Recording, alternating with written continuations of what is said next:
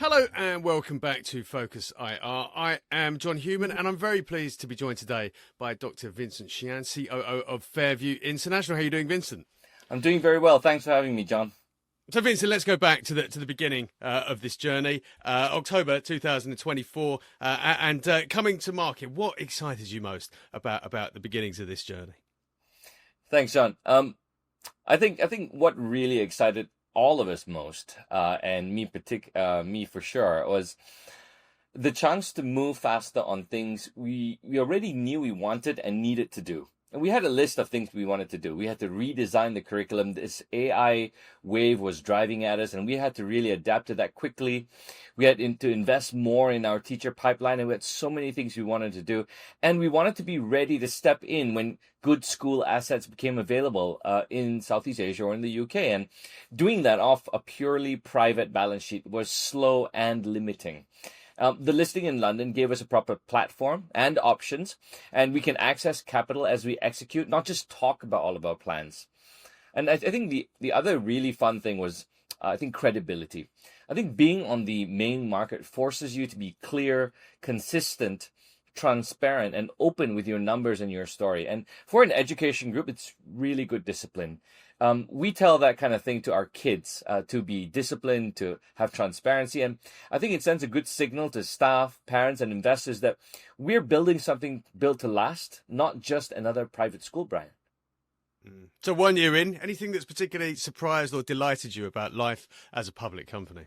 I think what surprised me was really some investors that we had, how seriously they took the business of education itself, or rather the operations of education.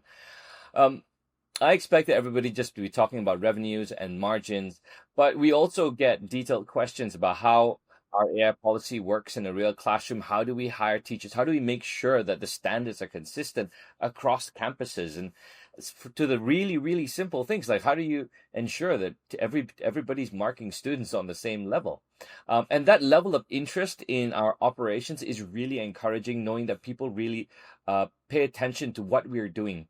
And inside the organization, knowing that we report to the market twice a year it's really sharpened all of us, and focusing on the numbers, on what we're driving towards. It makes us much clearer on exactly what are we promising, what data do we need to have back it up, and where are the gaps. And it made the conversations from admissions teams to academics teams more clear and transparent, which was a really healthy shift. Yeah, indeed. And it seems to be working. Latest results, which we spoke about recently, show very, very healthy growth, revenue up, operating profit up. What are the most meaningful achievements that have helped you deliver these numbers? I think the last year has been a real hard drive for a lot of us. But the most meaningful achievement I can point to is that the growth was really coming with a better structure, not just incessant enrollment. We've been experiencing a wave of Chinese emigration from China over to Malaysia. And if we didn't have good structures in place, we would have just been flooded, and that would have transformed our school into something unrecognizable. We did a couple of things to really make sure our structure was good. First, we focused on and make sure our academic core was really, really strong. And this comes out when you take a look at things like our IB results, of which we're again in the top 100 IB school for the 6th year in a row. And we are the number 2 IB school in the country again this year. We've tightened all the links between all of our programs, so the experience is a clearer, smoother journey. Second, we've really been investing and thinking strongly about how do teachers work and learn. And we've moved into something called professional learning communities. Now, this is a little bit of education mumbo jumbo, but PLCs, or professional learning communities, is something that we've been trying to develop for a very long time. And we've shifted there. And this means that the teachers become self-sufficient and they're learning very quickly from each other. And all of that learning is showing up in classroom practice. And finally, we've put in a really quite impressive new AI policy in place. One of the biggest things about AI is AI is often taught in schools in this separate class, but for us, we've managed to integrate AI into all of the classrooms in a really nice, gentle, meaningful sort of way. So we don't have this sort of contrived, here's AI, everybody let's learn this stuff, but it's rather integrated very nicely into the curriculum. And that took us quite a long time to build in. Yeah, those are the those are the things that we've been really focusing on that I think are super meaningful. So this approach, this building of professional learning communities around the International Baccalaureate, this seems like a very clear way that you differentiate yourself from what you do. Absolutely. A lot of the time, the quality of our product, our learning experience, is dependent on the quality of our teachers. Whether our teachers want to teach, have the skills to teach, and are given the resources and the support to teach. In a traditional model, what we have are schools running workshops and fragmented sort of learning experiences for teachers. And these are generally one-size-fits-all approaches in most schools. But with a professional learning community, what happens is you end up having a whole bunch of little communities, all focused on different interesting things. Some people may be focused on item A or item B. And instead of being forced into a one-size-fits-all, the 5 guys that are focused on item A come together to grow together in a sort of structured sort of manner. Now, creating all of this variation and this opportunity for everybody to pursue what they need most, what they want to grow in most, is an incredibly freeing situation. It means that teachers can pursue and have a degree of agency about their approach. And this results in all sorts of wonderful things. Teachers are more motivated. They feel they're growing a lot more. They have more control over the scenario. And of course, their ability levels improve a lot. So just implementing this alone has a massive effect on the learning experience or the product that we're selling here. Yeah. So the product is absolutely first class and is obviously underpins the growth that you've been delivering. Let's talk about growth now and the ways in which you achieve it. Firstly, from within the existing campuses that you have, there's as I understand it, lots of room to grow there. Just talk us through that opportunity and how far you can grow before you really need any major additions to capacity. Yeah, one key thing is there's a big low-hanging fruit right in front of us. When we IPO'd the schools, we came in knowing very well we had a lot of capacity in the schools, and all of these schools were running at below 50% of that potential. And we were able to grow very significantly. When you add another classroom in a school that already has that classroom, the marginal costs are minimal, and all that extra revenue just goes straight down to the bottom line. So what we've brought to the market in our IPO is essentially a school that has a lot of room to grow and a massive opportunity here for very little capex cost. Yeah, and then beyond that, of course, there are other opportunities as you actually expand the footprint of the group. Tell us about how, looking ahead, you might bring more communities, more student cohorts across Asia and the UK into the Fairview network. Oh, that's a secret. But well, there's a couple of things. The organization is really looking at where are the opportune areas to invest in, where are the assets that are ready to be acquired. We are an excellent operator. We are highly efficient. We deliver excellent programs at very accessible levels. We call this, respecting people's school fees.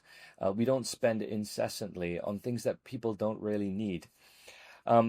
So turnaround projects are something that we are focused on heavily rather than greenfield sort of projects. Starting a school from the ground up, that would be a greenfield. And to this respect, we're looking at a lot of schools in the UK, of course. There were several schools that face financial challenges. But we're also looking at partnering up with many schools in Asia that started out in sort of that fragmented fashion. We have an eye on about 3 or 4 that it is a very long sort of lag time, unfortunately, but we are working on it. I can just say that there's definitely one in the UK, and there's about 3 in Southeast Asia that we're preparing for.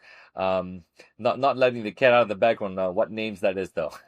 No, indeed, sensible. I mean, as you get bigger, of course, I guess the main challenge is maintaining not just educational quality, but the pastoral care that you provide your students. It's a very, very personal approach. Tell us how you keep the student-centered values of Fairview alive as you get bigger.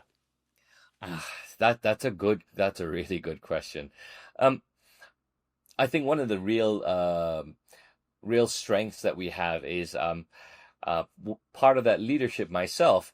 I actually come from a psychiatry background before I came to education. So mental wellness and mental health is something really close to my heart.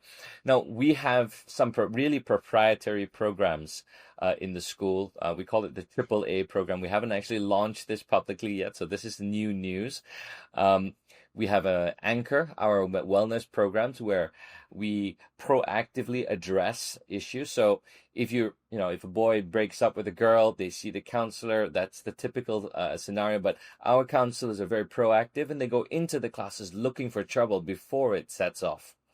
The second part of our approach is a leadership development program, which teaches and helps our children to develop character, or meaningful or purposeful characters, the character of successful leaders, essentially.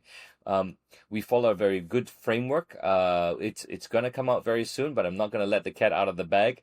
It's a well-known framework, and there's a whole book written about it. But the final one that we do is also proprietary. We have our career development program, but unlike other organizations or the schools that simply treat career development as which university course are you going to take, our career development program focuses on the concept of purpose. And this is something you're not going to find in any other international school because, well, frankly, nobody knows how to do it well yet. And we've been doing it for about 2 years and perfecting the art now. Now, our belief is that we've already launched this program in its 3 parts, and we've been doing this for a while, knowing that as we grow, our children need to be safe and strong. And we've been running certain surveys, a survey called Prosper Survey. It's the only mental wellness survey that's designed for school children. And we've been doing this for 7-8 years before COVID hit. So we've been keeping a real tight tab on what is the mental state of all of our children to make sure that as they grow, they're also well. Yeah, indeed. All the right ingredients there for delivering incredible educational outcomes, and obviously, the expectations that will translate into to fantastic financial results as well. You're giving us some interesting clues as to what we might expect to see in the next 12 months or so. But is there any sort of challenges that you're particularly aware of at this moment that you can see coming over the horizon in 2026? Yeah, I think that the world is facing a lot of turmoil right now. I see a lot of economic challenges happening around the world, a lot of supply chains being disrupted, immigration. So economically, I think Malaysia is facing its own challenges. The expatriate community has been shifting as well in Malaysia, and FDI flows have changed. So we just need to be cognizant about which companies and which expatriates are coming into the country and readdress that scenario. But at the same time, I think that the challenges for the kids and the parents are increasing dramatically. Children are expected more and more to be able to do more, to deliver more, to know more.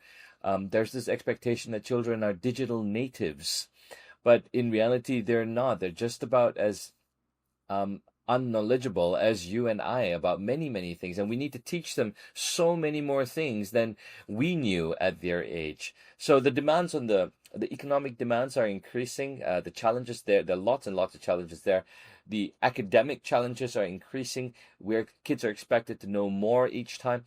And finally, I think the talent is becoming a great challenge as well. The mobility of people to be able to take on jobs overseas using sort of online activity, for example, digital marketing, has really allowed the workforce to be a lot more mobile. And therefore, there are many people coming in and out of the teaching profession, and teachers have a lot of options. Don't want to be a teacher, be a tuition teacher and teach in the US, or so and so forth. So we need to manage all of these challenges. And thankfully, we're actually well prepared well set up to actually manage these challenges.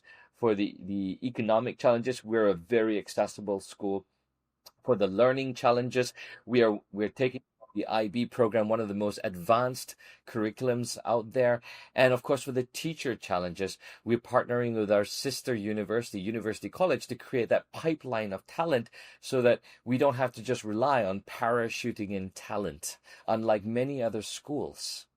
Yeah, no, it's a fantastic approach that you've put in place, and it's been a real joy sharing your first year as a public company with you.